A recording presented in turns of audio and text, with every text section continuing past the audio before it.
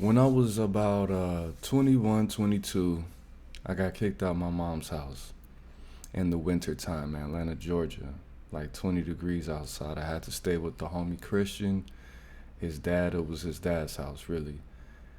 His little sister, his mom, and I don't even know where they found this dude named Bobby. He was a big 60-year-old alternative lifestyle LGBT dude.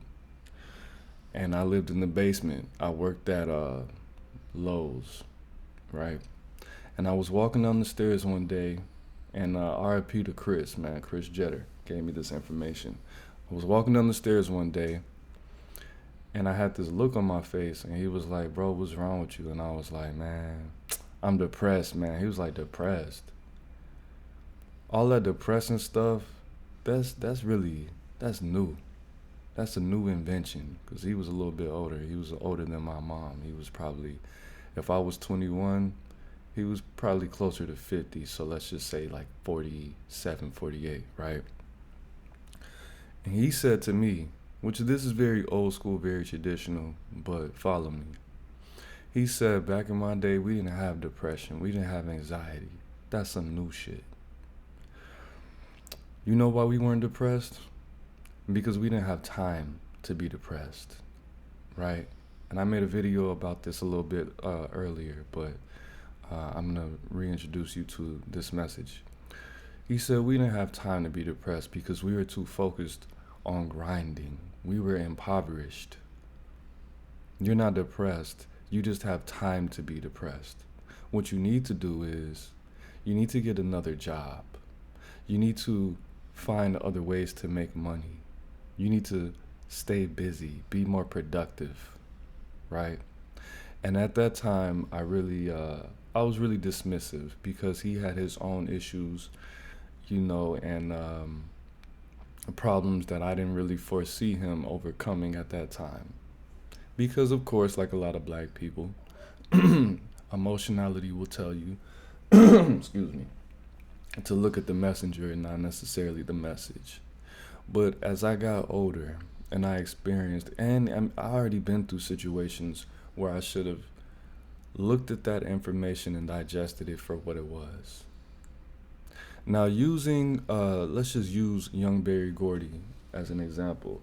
Even though his situation with him being homeless, that's really old news, but a lot of people still need to hear this.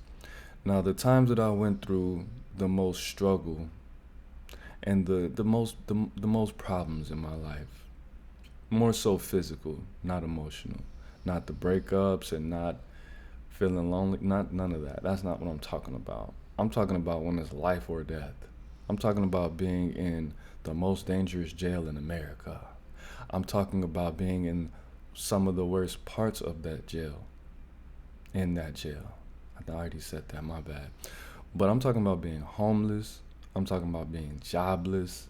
I'm talking about having a box full of cigarette shorts and less than $25 on my food stamp card. This might just be me because I consider myself a very pure person in a lot of different respects, a lot of different ways. Very instinctual, you know what I'm saying? Very intuitive. So I think this should apply to a lot of people. The times where I was at the worst, the lowest, you know what I felt? I felt nothing. I believe it's Sibo on the song 187 at the beginning. He said, all problems could be solved by focus, so focus, right? When I was in those jails, those parts of Cook County, when I was in 6, and I think it was 11, they put me in on accident. When I was in very dangerous, compromising positions, I couldn't, all that fear and all the depression and all that anxiety, that went out the window because I had to survive, because I couldn't smell like fear. Because yes, dogs physically can smell fear. Because when humans feel fear, we give off a certain scent through our sweat glands. That's a scientific fact. Okay, look it up. It's a book called The Wisdom of Psychopaths. You can find it on pdfdrive.com, free. Or you could type in The Wisdom of Psychopaths and Google PDF.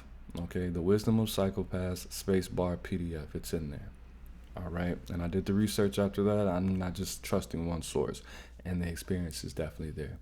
But if you know me, if you've known me since I was 18 or 19, you would know that I had issues with eye contact. You think I had issues with looking people in the eye, looking other men in the eye, when it's life or death situations, when I have a shank on my hip and they might or might not have a shank on their hip, and I was way smaller. I was probably like 5'6", 120 pounds. I couldn't afford to do that. I had to focus. The times where I was homeless and jobless, I was numb. I wasn't crying, bro. Even the last time when I got out of jail when I was 28 in a homeless shelter, when I saw the effects of people being emotional, when I saw the effect of people losing their minds, bro. Losing their minds. Getting high. Getting drunk. Sleeping during the day, standing up. Sleeping during the day in chairs. Not washing up. Not taking care of themselves. Rotting. Not even being able to have a regular conversation because they let that emotion overtake them. Not looking for a job, begging. Now, there are people that are homeless and jobless that put themselves in that situation because they just had some enlightening experience and now they think they should just live off the land like there's some all-knowing spiritual being that's just waiting on their day for their souls to separate itself from their body. I'm not talking about that, okay? I'm talking about people who wish they had somewhere to call home, who wish that they had their mental health intact, who don't understand they're just not there. I understood that if you give into that, if you feel comfortable with being homeless, at some point you're going to not. Something's going to happen where you wish you would have took those steps to step out of that. I'm saying that when people cry about certain things, when you allow yourself to feel certain emotions, when you're in a compromising position, you're going to suffer. It might not be for forever, but a lot of times it can be. Why did I feel numb when I was homeless? Why did I have to control myself? Because I knew my intuition, my instinct, whatever you want to call it, God led me away from those emotions. I'm here to tell you that whatever you're going through, if you're feeling anxious, if you're feeling sad, if you're feeling depressed, that's because inside you, you know it could get a lot worse. If you could still feel depressed about your situation, you're not challenging yourself enough. You're not focused. You're comfortable in some kind of way. There's something inside you that is still receiving this, I'm just going to call it an opportunity. This opportunity to grow. You're perceiving this as comfortable in some form of fashion, bro. If you have time, if you have the capability to perceive anything but focus, if you're not numb right now, if you're not feeling anything but passion and drive and a killer instinct right now, if you could think about anything else but winning, then you're too comfortable, bro. Even in that situation. Yes, when I was homeless in the homeless shelter, I did have a little job, maybe fake it. I think I was making like $15, maybe $13.50 actually, $13.50. I remember because I wrote that down on a piece of paper when I was in jail, because I didn't have a job for a minute, and I thought that was a good job after overhearing other people speak in the day room. I stayed out that day room because I was reading, working out, and meditating and sleeping and eating. That's all I did, right? Until I got a job and made some money and had some money on my books and some people hit me with some money on my books. Then I got comfortable. Then I started doing other things I shouldn't have been doing. But at the end of the day, what I am saying is, Even when I was in that homeless shelter and my instincts started to kick in, okay, I've been in jail for 2 months and some change. I haven't been with a woman in 3 months and some change, or less than that actually. But even when my instincts was kicking in, like, oh damn, I'm seeing all this ass and titties when I go to work, I need a woman.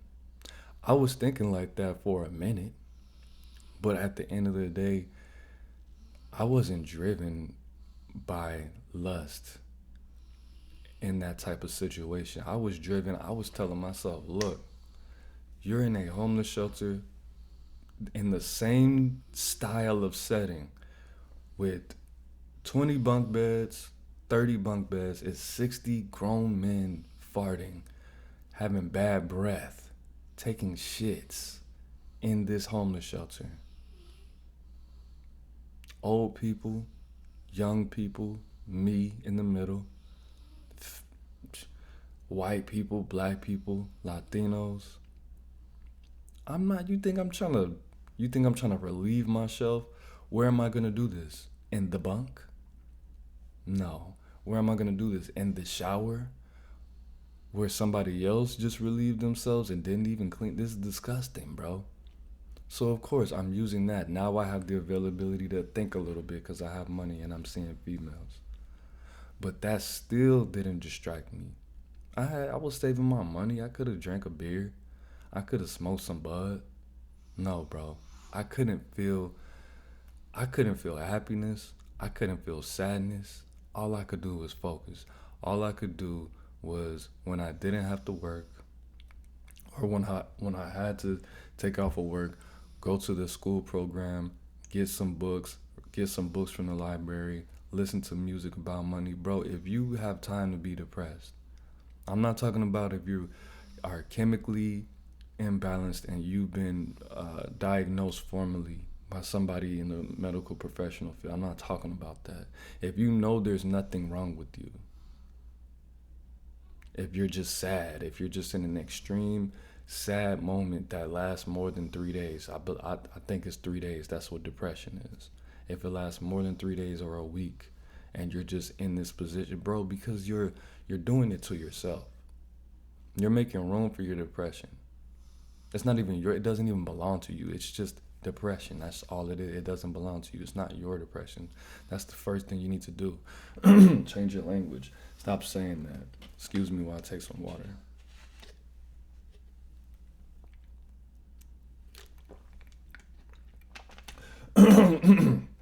Just using young Barry Gordy as an example, bro, you're that comfortable where you feel like it's okay for you to be smoking and drinking when you're homeless. You're hanging out with people that's giving you poison, that's helping you hypnotize yourself and distract yourself from what's actually in front of you. I know you don't want to be homeless. I know you don't want to be present in the moment right now because all you could think of is what you used to have. And that should be a motivator. That shouldn't make you sad. Are you crazy? That shouldn't make you depressed. It should motivate you to get more because you know that you've done it once, so now you know you could do it again and better. You had a formula. Whether you worked for it or not, whether it fell in your lap or not, just begin to reminisce on what you were doing before that. Bro said he's too famous to work a job, but you were doing something before that.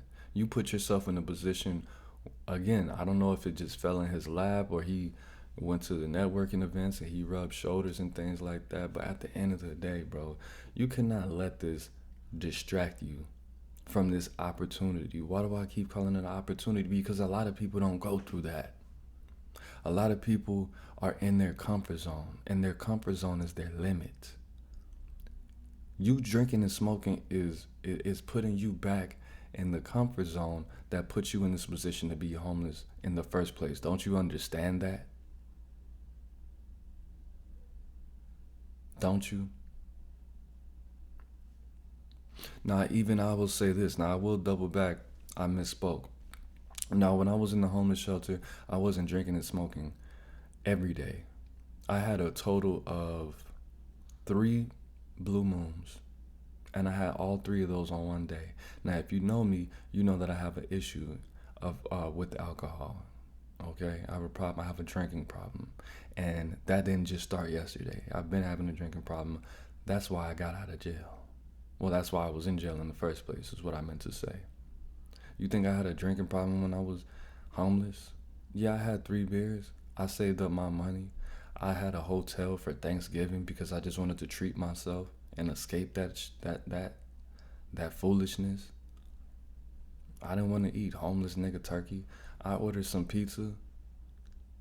I probably had a beer or two in that hotel. So more than a 3-pack. I split the 6-pack with the homie that gave me a ride. Right? Whatever the case may be, you think I was distracted by alcoholism when I was in a homeless shelter? No, I wasn't. I got a little comfortable. I gave in to my urges for 2 days, but after that, I was out of there.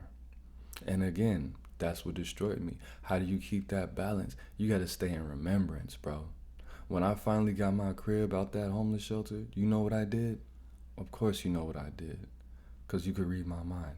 I printed a picture of the homeless shelter and I taped it to my wall. Because every time I mishandled my money, every time I did something stupid, I looked at that picture. This is what you just came from. Do you want to go back to that homeless shelter, nigga? I took the business card of my case manager, taped it to my wall. Do you want to have to call that number again? Do you want to have to call these people to see if they have a free bed right now, bro? Okay, we'll get it together. Stop that. Now, with the Berry Gordy situation, young Berry Gordy situation, and again, I'm just using him as a metaphor, okay? I'm talking to all of y'all who are going through something. This opportunity for you to grow, this journey that you're on, this hero's journey that you're on, you need to take advantage of it, because there are people that are going to stay the same. They're going to be stagnant. They're going to be complacent because they don't have any challenges. These challenges are a blessing. The universe, God, whatever you believe in, is telling you that I trust you with this. I'm giving you this so you can grow. I'm giving you this pain so you can gain. Because there's a lot of people out there that are not trusted with the responsibility of handling challenges. So they could be able to spread the message. So they could have a reference. So they could be relatable to the people. So they can manifest what they actually think they want. Because one thing that I was taught by Dolo the flight boss, man, he said that, man, this is a long time ago, and I actually experienced this, but I was never able to articulate it. He said that when you put the message out to the universe that you want to manifest something, the universe is automatically going to give you the opposite of what you want. Automatically. It might not come so extremely as if you have a job and you're trying to manifest a better job and you lose your job. Or you're trying to manifest a better relationship with your woman and she cheats on you and you find a better woman. That's not always how it happens. But something is going to happen in the opposite direction. And you need to prepare yourself for that, because that is a test. That's a test. If you want to get better, I'm not a dating coach at all. If you want to get better with women, let's say, and you only talk to one woman a day that's not related to you, do you know that if you go out there and you try to talk to 5 women a day, that there's a large possibility that you're going to feel worse about yourself than when you were only talking to one woman a day? Do you know that that's supposed to happen? Do you know that's just how the universe works? Do you know that that's a blessing? Take advantage, bro. Because a lot of these people, a lot of these, what do they call them? The rich kids,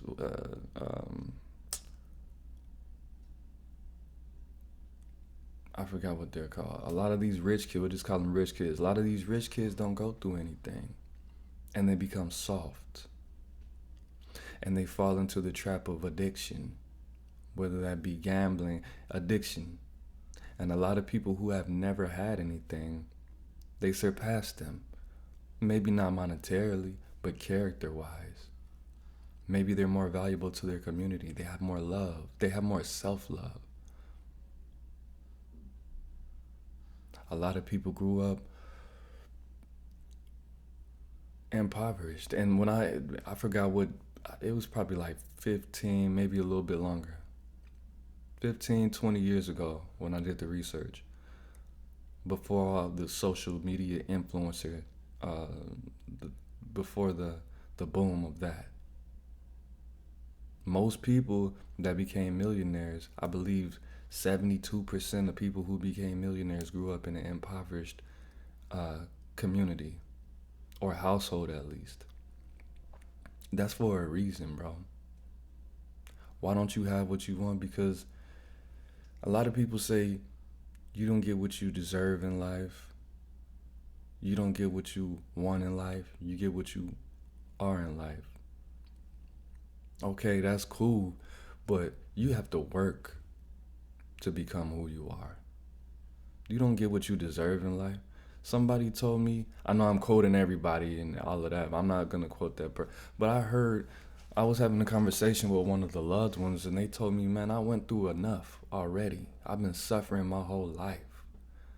I deserve to be happy. I deserve to have millions. I deserve to own my own home. And this person was just venting, and I don't like to give unsolicited advice, but in the back of my mind, I'm thinking, bitch, no, you don't. You have the mentality of a bum. You haven't worked in your life. You haven't held down a job for more than 7 months ever. How do you deserve anything? Because you're charismatic? Because you talk too much? Because you can make strangers laugh? Because you're a bit of a clown? You think you deserve something because you suffered like everybody else? No, you don't. You don't deserve what you don't work for. That's impossible. That's just not how it works, Jan. You deserve what you work for in life. You deserve how you feel in life because of how you worked. You deserve what you are in life because you worked to become that motherfucker. That's what you deserve. You deserve what you work for, and you deserve to die. That's it. Nothing more, nothing less. Okay? But in conclusion, if you could feel anything, if you think you have it bad now, actually focus on what's going on. If you think you have it bad now, understand that if you can feel still, if you could feel sad and sorry for yourself, if you could think about anything other than survival, if you can laugh and you can cry, then it can get a lot worse. So appreciate the fact that you're still comfortable in some form of fashion. If you can think clearly, if you could receive this message, you don't have it that goddamn bad. And I'm not gonna tell you, oh, well, there's little kids in China and all the trash kids that's digging through the trash in Egypt right now. In India, they're selling children for like $20. Okay, that's not what I'm talking about. I'm not telling you to compare yourself to people in third world conditions, because 9 times out of 10, if you're watching this, you're probably not in a third world condition. Because people in third world countries, yeah, they have the internet, but they wouldn't even be listening to this, more than likely.